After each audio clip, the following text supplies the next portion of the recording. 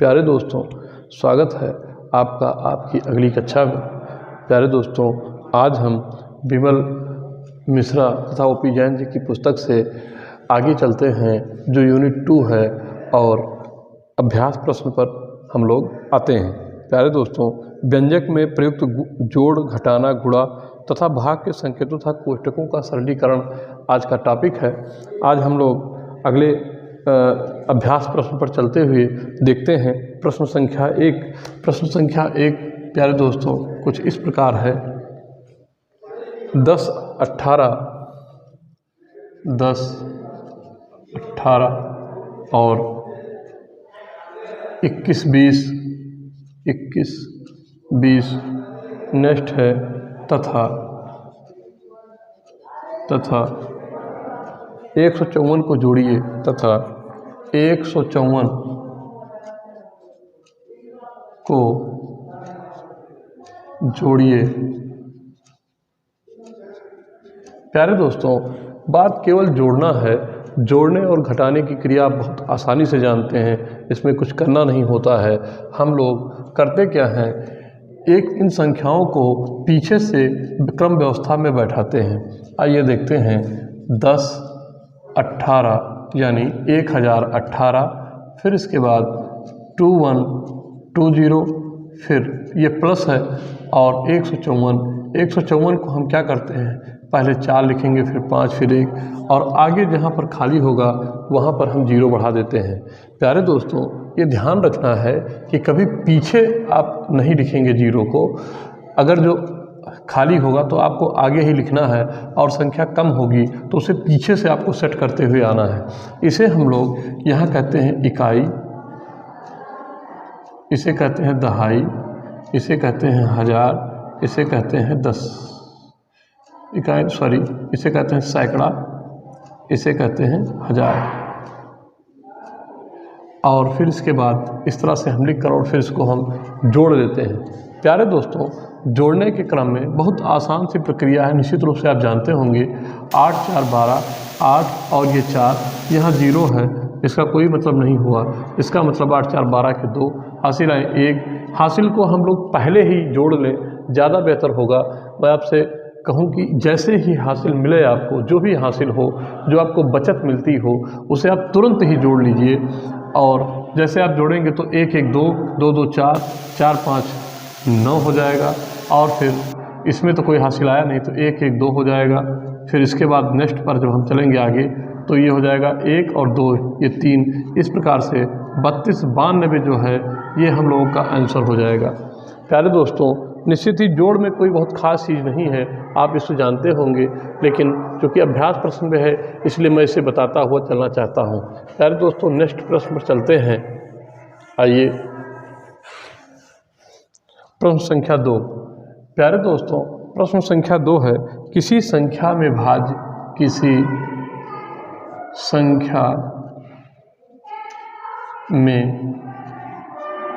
भाज्य बराबर 27, भाजक जो है वह 3 बराबर 3 है, और भागफल बराबर 9 है, तो शेषफल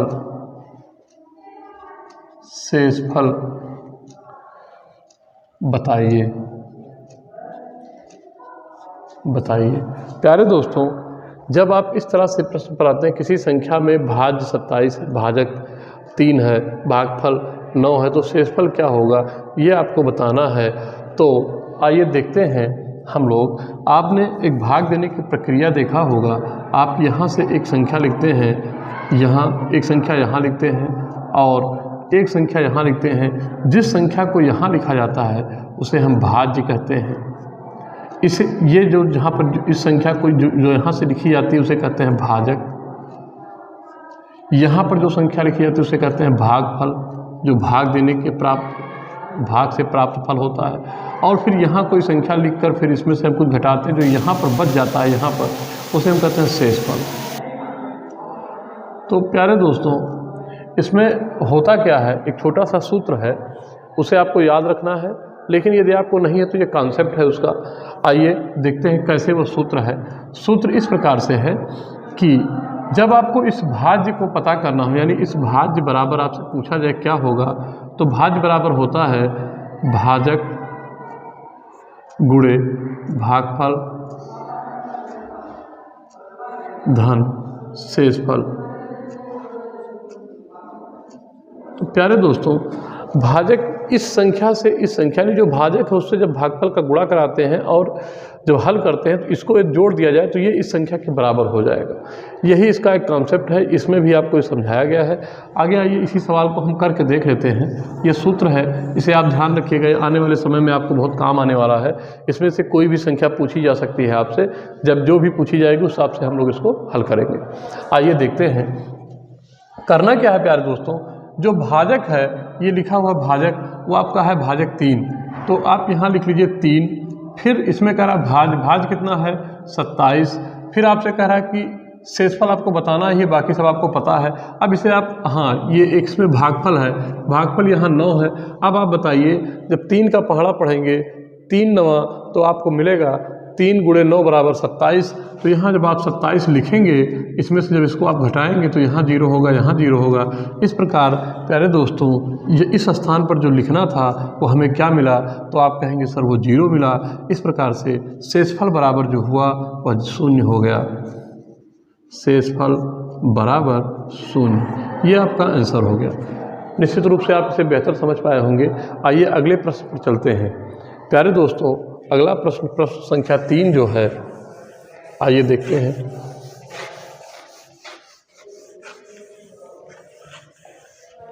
प्रश्न संख्या 3, वैभव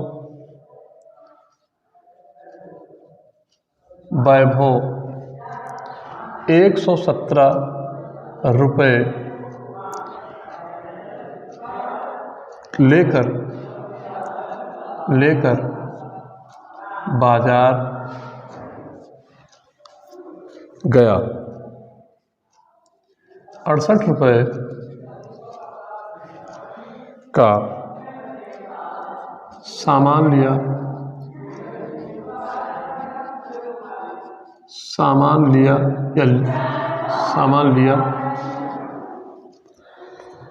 कुल कितने रुपए शेष बचे?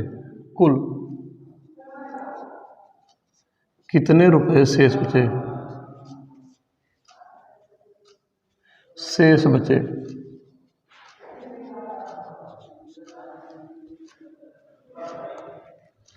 ये आपको बताना है। प्यारे दोस्तों, यह भी बहुत इजी सवाल है, बहुत आसान सा सवाल है। आप देखिए, कह रहा है एक लड़का है वैभव, जो 117 रुपया लेकर बाजार गया। वो 117 रुपया उसकी जेब में थे, वह उसको लेकर बाजार में गया और 68 रुपये का उसने सामान खरीद लिया। अब बताइए कि कोई व्यक्ति जो 117 रुपया लेकर जाता है और 68 रुपया उसमें से खर्च कर लेता है, तो उसके पास कितने रुपए शेष बचेंगे? तो जब भी शेष की बात होगी तो आप ये जान लीजिए कि आपको घटाने की बात होगी। हमने आपको पहले भी बताया है कि जब बात घटाने की होगी तो उसमें कुछ शब्द होंगे, शेष, एक शब्द होगा अंतर, एक शब्द होगा ऋण, और भी अनेक शब्द हैं। जैसे जैसे वो मिलता रहेगा मैं आपको बताता रहूँगा। अभी तो इतना ही विशेष है। तो आप देखिए, जब आप 117 रुपया लेकर मार्केट में गए, तो यानी कि आपके पास पैसा था 117 रुपया और आपने खर्चा किया 68 रुपया, तो 8, और ये इस क्रम में बैठाएंगे, पीछे से बैठाते जो खाली होगा वहाँ हम 0 लिख लेंगे। आइए अब इसमें क्या कीजिए, इसको घटाइए। जब आप 7 से 8 घटाएंगे तो आप कहेंगे घटेगा ही नहीं। तो इस ऐसी स्थिति में हम लोग को हासिल लेना होता है। इसमें से जब एक हासिल लेते हैं और इसमें मिलाते हैं तो वह संख्या दहाई की इधर से जो जाती है वो संख्या दहाई में होती है, इसलिए यह 17 हो जाता है और 17 में से 8 जाता है तो मिलता है 9। प्यारे दोस्तों, यहाँ बचा जो 0 हो गया, और 0 से जब ये जाएगा 6 तो आपको मिलेगा 4, यानी 0 से 4 10, 6 घटेगा नहीं, तो आपको एक यहाँ से हासिल लेना होगा। जब यहाँ से आप एक हासिल लेंगे तब ये हो जाएगा 10, और 10 में से 6 घटेगा तो बचेगा 4। इस प्रकार से आपका जो आंसर आएगा वो 49 हो जाएगा। प्यारे दोस्तों उसके पास जो रुपया बचा था वो है 49 रुपया जो है उसकी जेब में बच गया। प्यारे दोस्तों इसे सिद्ध करने के लिए मैं आपको एक छोटा सा कॉन्सेप्ट बता दे रहा हूँ। जब भी आपको ज़रूरत पड़े कि ये सही है या नहीं तो आप इसे ऐसे करके सिद्ध कर लिया कीजिएगा। प्यारे दोस्तों होता क्या है कि जिस संख्या से घटाते हैं, जो हमने घटाया है, जो हमने खर्चा किया है उसे और जो से आपका उत्तर आ रहा है उसे दोनों को जोड़ने पर इसके बराबर उत्तर आ जाना चाहिए। यदि आ जाता है तो आपका सवाल सही है। देखिए आप 49 जो आपको मिला और फिर 68 जो आपने खर्च किया, इन दोनों को जोड़ लीजिए। यदि इसके बराबर आ गया तो उत्तर सही है। देखिए आप 8 और 9 17 के साथ हासिल आए 1 5 6 11, इस प्रकार से 170 रुपये आपको मिल गया। इसका मतलब है कि यह सवाल आपका सही है। प्यारे दोस्तों नेक्स्ट अगले प्रश्न पर चलते हैं। प्रश्न संख्या 4, आइए देखते हैं। प्रश्न संख्या 4 है 5 रुपये के हिसाब से 5 रुपये के हिसाब से 1115 रुपये कितने आदमियों में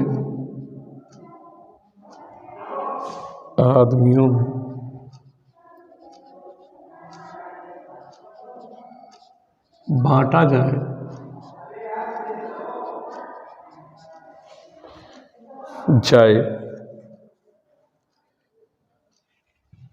या बांटे जा सकते हैं, बांटे जा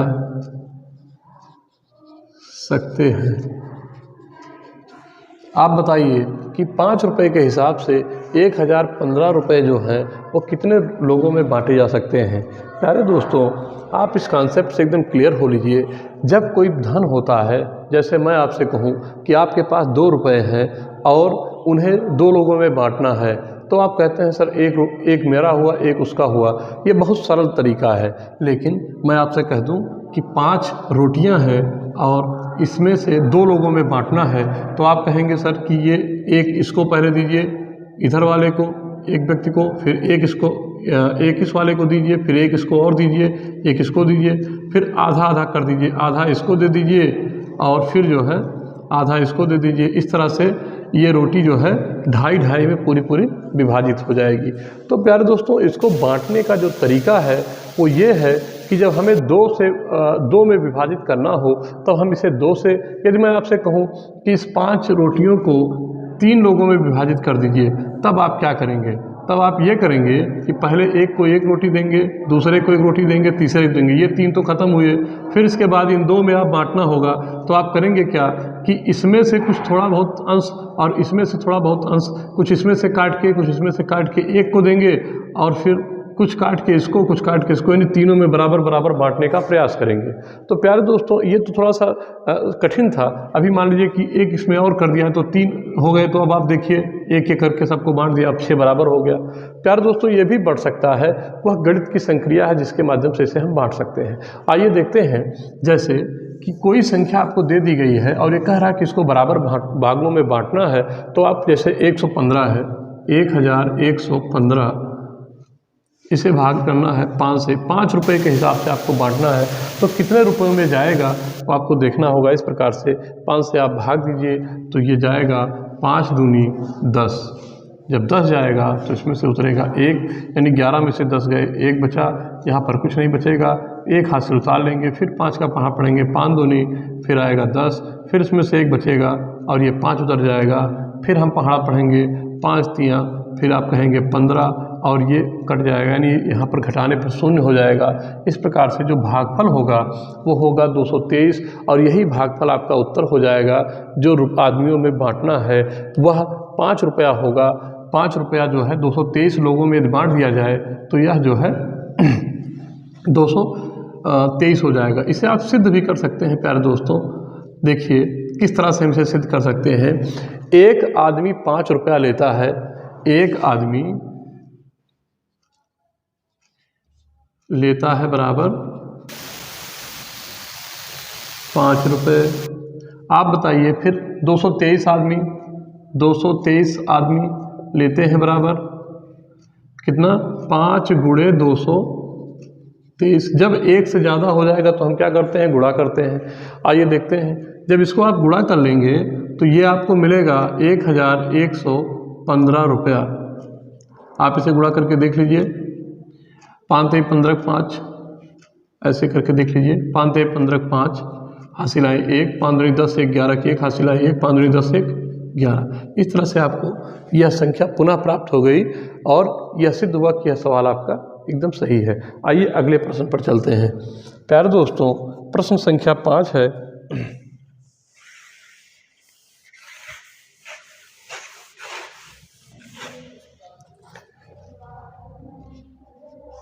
प्रश्न संख्या 5 है, 1 दर्जन केलों का 1 दर्जन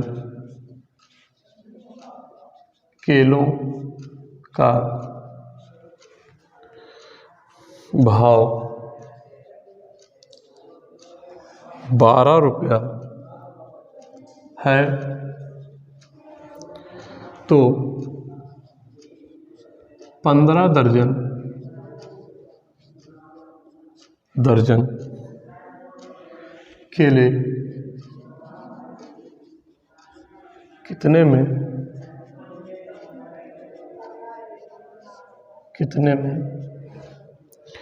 आएंगे।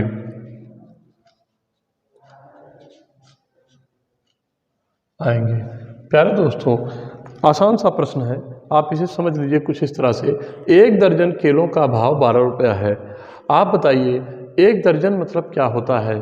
जब आप 1 दर्जन की बात करते हैं तो 1 दर्जन बराबर आपको ये ज्ञात होना चाहिए, 1 दर्जन बराबर 12 की बात होती है। यानी कि 1 दर्जन जो केला है वह 12 के बराबर, यानी 12 केले हैं। 1 दर्जन बराबर 12 वस्तु, जो भी हो दर्जन में, जो भी आप काउंटिंग करते हैं, आप कहें 1 दर्जन केला, 1 दर्जन सेब, जो भी 1 दर्जन में आप कहेंगे, 1 दर्जन का मतलब होता है 12। अब देखिए 1 दर्जन केलों का भाव जो है, वो भाव का मतलब होता है मूल्य जो है वो 12 रुपया है। अब आप देखिए कि जब 1 दर्जन केले का मूल्य 12 रुपया है तो यानी 12 केलों का मूल्य बराबर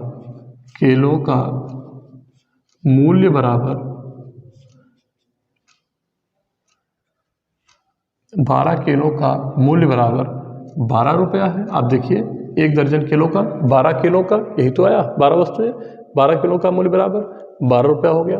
अब आपसे कहा जा रहा है कि 1 केले का मूल्य बराबर क्या होगा। 1 केले का मूल्य बराबर, तो 1 केले का मूल्य बराबर क्या होगा, 12/12, 12 का नम 12, यानी कि एक केला बराबर 1 रुपये का होगा। केला बराबर 1 रुपया, यानी आपको जो रेशियो मिला है वो 1 केले का मूल्य 1 रुपया मिला है। प्यारे दोस्तों, आपसे पूछा गया है 15 दर्जन केले कितने में आएंगे, यानी वो 15 दर्जन केले वो कितने रुपए में आ जाएंगे।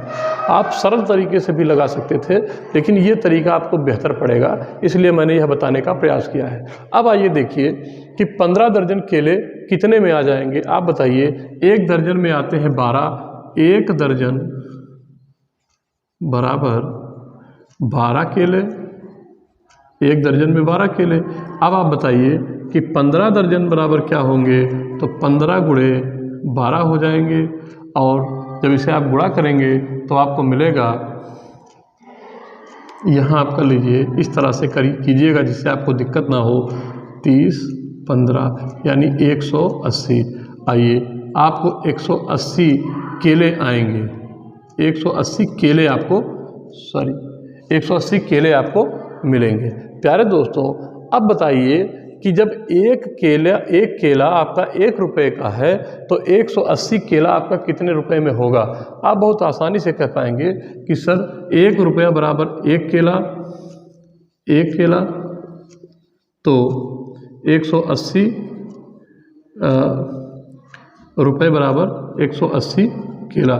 या आप इसको उल्टा करके लिखिए, ज़्यादा बेहतर होगा कि 1 केला 1 रुपये में, तो 180 केला 180 रुपये में। चाहे आप इधर लिखिए बराबर के, चाहे उधर लिखिए, दोनों बात एक ही है। प्यारे दोस्तों, मुझे पूरा विश्वास है कि इसे आप बहुत बेहतर समझ पाए होंगे, लेकिन यदि आपको इसमें दिक्कत हो रही हो तो एक छोटा सा और कॉन्सेप्ट है, उस हिसाब से भी इसे आप लगा सकते हैं। आइए देखते हैं वो कॉन्सेप्ट क्या है। 1 दर्जन केले का भाव जो है वो 12 रुपये है, तो 15 दर्जन केले का मूल्य क्या होगा? 1 दर्जन केले का मूल्य बराबर 1 दर्जन केला बराबर 12 रुपया, तो 15 दर्जन केला बराबर 12 गुणे 15 रुपया। अब आप जब इसको निकालेंगे तो यह आएगा 180 रुपये, और आपको इसी तरह से यहीं पर ये उत्तर प्राप्त हो जाएगा। लेकिन प्यारे दोस्तों, इस तरह से लगाने पर आपको जब इसमें कुछ दूसरे तरीके का सवाल दिया जाएगा तब आप बहुत आसानी से इस पर लगा पाएंगे। ये तरीका हो सकता है कहीं आपको दिक्कत करे, तो इस तरह से आप लगाइए। इसको एक रेशियो निकाल लीजिए कि एक केले का क्या मूल्य पड़ेगा। जैसे मैं आपसे कहूँ कि 10 टॉफ़ी का मूल्य बराबर 5 रुपया है, तो 5 टॉफ़ियों का या 6 टॉफ़ियों का मूल्य क्या होगा। तो इस तरह से जो है उसको आप पहले एक टॉफ़ी में कन्वर्ट कर लीजिए, और एक टॉफ़ी कितने की आएगी उसके बाद फिर उसको आप कन्वर्ट कर लेंगे कि हाँ इतने में ये आएगा, तो फिर आपको कोई दिक्कत नहीं होएगा। ठीक है प्यारे दोस्तों, आगे चलते हैं प्रश्न संख्या 6 पर।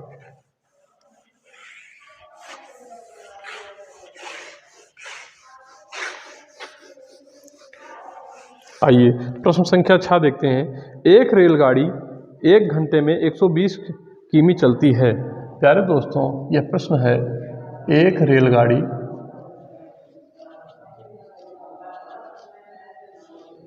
1 घंटे में 1 घंटा में यानी 1 घंटे में चलती है बराबर 120 किलोमीटर चलती है, तो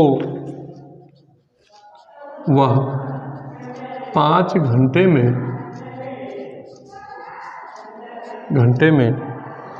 कितने किलोमीटर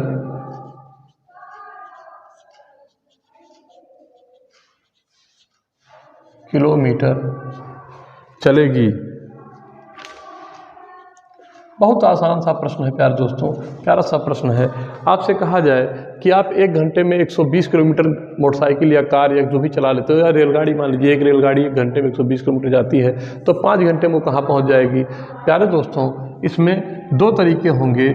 जब प्रश्न छोटा होगा तो आप इसे ऐसे करते हैं, 1 घंटा बराबर 1 घंटे में चलती है बराबर 1 घंटे में रेलगाड़ी चलती है बराबर रेलगाड़ी चलती है बराबर कितना 120 किमी। तो प्यारे दोस्तों, 5 घंटे में चलेगी बराबर घंटे में रेलगाड़ी चलती है बराबर, तो आप कहेंगे 5 गुणे 120 किमी। आप इसको हल करेंगे, 12 पंचे 60, 1 जीरो इसमें से 600 किलोमीटर, यानी कि वह रेलगाड़ी 5 घंटे में 600 किलोमीटर जाएगी। प्यारे दोस्तों, बहुत आसान सा सवाल है। इसमें और एक तरीका यह भी है कि आप घंटे को मिनट में बदल कर तब लगाएंगे, थोड़ा सा आपके लिए बहुत कठिन पड़ जाएगा। ये आसान तरीका, बहुत आसान सवाल सा भी है। 1 घंटा बराबर 120 किलोमीटर चलता है, 1 घंटे में चलता है बराबर 120, तो 5 घंटे में चलेगा बराबर 120 गुणे 5 बराबर 600 किलोमीटर। प्यारे दोस्तों, अगले प्रश्न पर चलते हैं। प्रश्न संख्या 7। प्रश्न संख्या 7 है,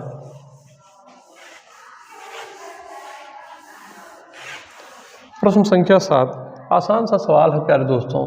आइए देखते हैं।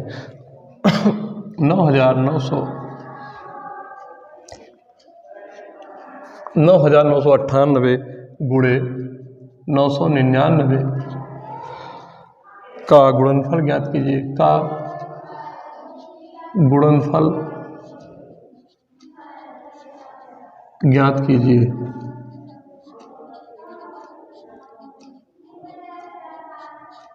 प्यारे दोस्तों, यह भी आसान सा सवाल है। इसमें कुछ आपको करना नहीं। इसके दो नियम होंगे लगाने के, एक वितरण नियम होता है, एक सीधा सा गुणा का नियम होता है। सीधा सा नियम जो होगा वो इस प्रकार से होगा, 9 गुणे और ये 9,999 गुणे 999, इसको आपको गुणा कराना होगा। ये प्रक्रिया थोड़ी सी बड़ी हो सकती है, इसके बाद फिर आपको हल लाना होगा। जैसे इसमें आप जानते हैं गुणा क्या होता है। गुणे में होता क्या है कि हम इधर से गुणा कराते हैं, 8 9 72 के 2 हासिल आए 7 और 9 9 81 7 88 के 8 हासिल आए 8 और फिर 9 9 81 8 89 के 9 हासिल आए 8 9 9 81 और 8 89। इस प्रकार से 89,982 आपका आया। और फिर जब आप दूसरी संख्या से गुणा कराएंगे तब भी यही आएगा, तो आपको इस तरह से लिखना होगा। फिर आप जब तीसरी संख्या, चूँकि संख्याएं वही हैं तो आपको फिर वही मिलेंगी, तो इस हिसाब से आपको इसे लिखना होगा और फिर इसका योग करना होगा। जब आप योग करेंगे तो आपको ये प्राप्त होगा 2 8 2 10 के शून्य हासिल आए 1 10 और 10 20 के शून्य हासिल आए 2 और फिर आप करेंगे इसमें 9 दूनी 18 9 3 27 और 1 28 के 8 हासिल आए 2 2 10 10 और 18 28 के 8 हासिल आए 2।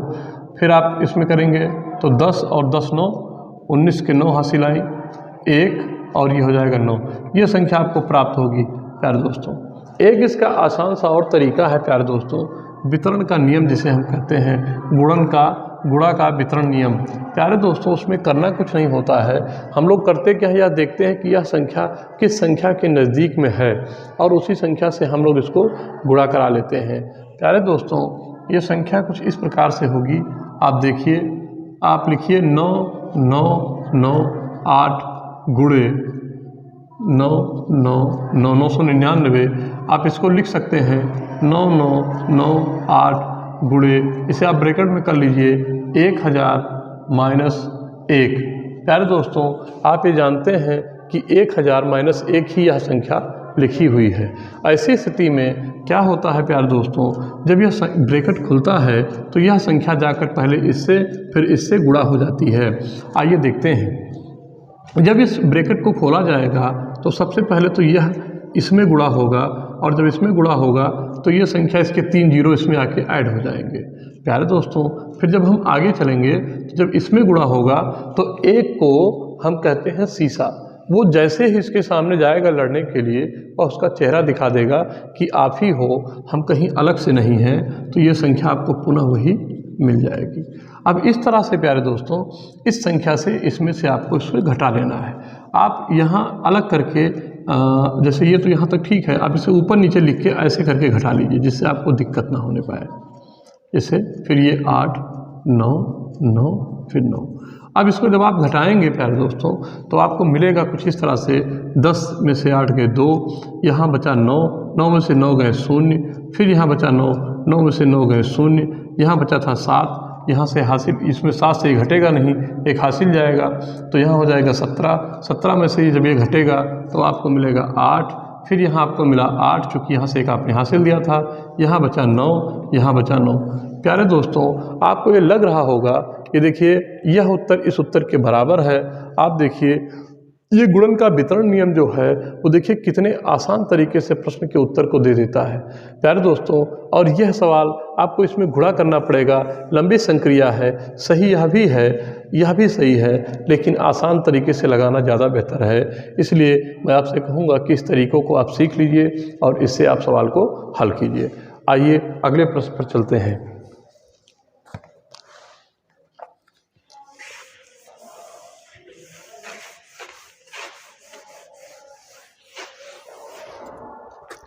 प्यारे दोस्तों प्रश्न संख्या 8 है। 8 प्रश्न संख्या जो है प्यारे दोस्तों 437 माइनस 437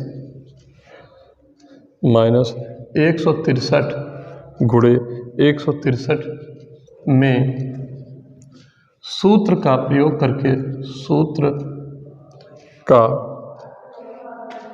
करके प्रयोग कर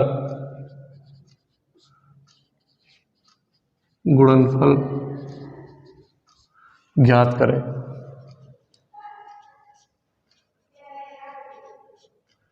ज्ञात करें। सॉरी प्यारे दोस्तों, यहाँ पर गुणे का निशान है, ज्ञात करें। अब आप देखिए प्यारे दोस्तों, यह एक सूत्र लिखा हुआ है, आपने उस सूत्र को पढ़ा भी होगा और आप बहुत विधिवत इसे जानते भी होंगे। प्यारे दोस्तों, एक सूत्र ये है कि ये देखिए, ये दो संख्याएं एक समान हैं। एक संख्या को हम a मान लेते हैं, दूसरी संख्या को जो कि एक समान, तो हम इसे b मान लेते हैं। आइए देखते हैं किस तरह से। क्या आप इसे a मान लीजिए तो 437, a बराबर 437, क्या आप ये कह सकते हैं या नहीं कह सकते हैं? आप कहेंगे बिल्कुल सर कहा जा सकता है। फिर अगले प्रश्न पर चलते हैं। b को यदि आप 163 मान लीजिए तो आप बताइए क्या इसे आप इस तरह से लिख सकते हैं कि नहीं लिख सकते हैं? तो आप कहेंगे सर लिखा जा सकता है। अब आप देखिए करना क्या है कि इन दोनों को a जो है वो ये है a और ये भी a है, तो a गुणे a बराबर क्या होता है आप बताइए। जैसे a है, a गुणे a बराबर ये क्या हो जाता है? तो प्यारे दोस्तों आप जानते हैं a गुणे a बराबर a स्क्वायर हो जाता है। तो ऐसी स्थिति में क्या हम इसको ये ना लिख दें कि 437 का होल स्क्वायर माइनस 100, इसको भी b को भी आप यही लिखेंगे तो b का मतलब 163 का होल स्क्वायर। अब आप बताइए, एक आपने सूत्र पढ़ा होगा a स्क्वायर, मैं आपको सूत्र यहाँ लिख देता हूँ, a square minus b square बराबर क्या होता है? तो प्यारे दोस्तों a स्क्वायर बराबर b स्क्वायर होता है, वो होता है a plus b a minus b. इस तरह से आप इसे लिख सकते हैं। प्यारे दोस्तों जब यह लिखा जा सकता है कि एक बार आप इसे जोड़ लीजिए, एक बार घटा लीजिए और फिर इसके बाद दोनों को आपस में गुणा करा लीजिए, तब आप देखिए कि इसमें जो इस सूत्र के अकॉर्डिंग आप चलिए, a का मान जो है 437 है, क्या आप इसे लिख सकते हैं 437 प्लस b का मान जो है 163। फिर आप बताइए कि इस दूसरे खाने में यहाँ पर कोई निशान नहीं लगा है प्यारे दोस्तों, a माइनस बी, a का मान फिर आया 437 माइनस b का मान 163। अब आप बताइए इन दोनों को आप हल कर लीजिए। जब आप इसको हल करेंगे प्यारे दोस्तों तो ये आपको मिलेगा, संख्याओं को आपस में जोड़ लेते हैं और इन दोनों को एक दूसरे से घटा लेते हैं। आइए देखते हैं इसको जोड़ने पर क्या होगा। जब आप 7 और 3 को जोड़ेंगे तो हो जाएगा 0, 6 और 3 को जोड़ेंगे तो यहाँ हो जाएगा 9 और 1 की हासिल जो है वो 10 हो जाएगा, हासिल आएँ 1 और 1 1 2 4 6। इस प्रकार से एक ब्रैकेट में ये मिला। दूसरे ब्रैकेट में प्यारे दोस्तों आप यहाँ ध्यान रखिएगा, यहाँ बीच में कोई निशान नहीं है। आप दूसरे से उसमें जाएंगे तो आप देखिए इसमें जब आप घटाएंगे तो 7 और 7 में से 3 गए तो बचा आपको 4। फिर यहाँ देखिए 13 में से यहाँ 3 से 6 घटेगा नहीं, तो 13 में से 6 घटाना होगा तो आपको करना होगा, बचेगा आपको 7 और यहाँ बचेगा 3 में से 1 गए तो यहाँ बचेगा 2। इस प्रकार से यह संख्या मिली आपको 600 गुणे 274। तो आप जैसे ही 600 इस बीच में जहाँ कुछ नहीं होता है वहाँ हम लोग मानते हैं कि यहाँ गुणे का निशान है। तो जब इस ब्रैकेट को खोलेंगे आप तो यहाँ जब आपको गुणा करना होगा तो ये आपको इस प्रकार से लिखना होगा, यानी कि दोनों को आपस में गुणा कराना होगा। अब आप देखिए जब इसको आपस में गुणा कराएंगे तो इसका उत्तर आपको मिलेगा कुछ, यहाँ आप अलग गुणा कर लीजिए जिससे आपको आसानी हो। गुणे 6 आप यहाँ भी कर सकते हैं, 6 चौको 24 के 4 हासिल आए 2 और 7 छंग 42, 2 44 के 4 हासिल आए 4, 6 दूनी 12 4 16 और ये 2 जीरो जो हैं इसको आप इसके बाद में जोड़ दीजिए। जीरो को हमने जोड़ने के लिए आपको पहले बताया, इस प्रकार से ये आपका आंसर हो जाएगा। प्यारे दोस्तों आप यहाँ इसको इस तरह से भी करके गुणा 274 गुणे 600 ऐसे करके भी आप कर सकते हैं। प्यारे दोस्तों आप ऐसा भी कर सकते हैं कि इन दोनों संख्याओं को, चूँकि वो थोड़ा सा बड़ा हो जाएगा, नहीं आप उन दोनों संख्याओं को अलग गुणा कर सकते हैं और इन दोनों संख्याओं को 2 बार इसमें गुणा कर लीजिए, इसको 2 बार गुणा करके और इसमें से घटा लीजिए, थोड़ा सा बड़ा होगा, टिपिकल होगा मामला। चूँकि इस प्रश्न में पहले ही लिखा था कि सूत्र के माध्यम से आपको हल करना है, इसलिए यह ज़्यादा बेहतर है। प्यारे दोस्तों मुझे विश्वास है कि आपको यह समझ में आ रहा है।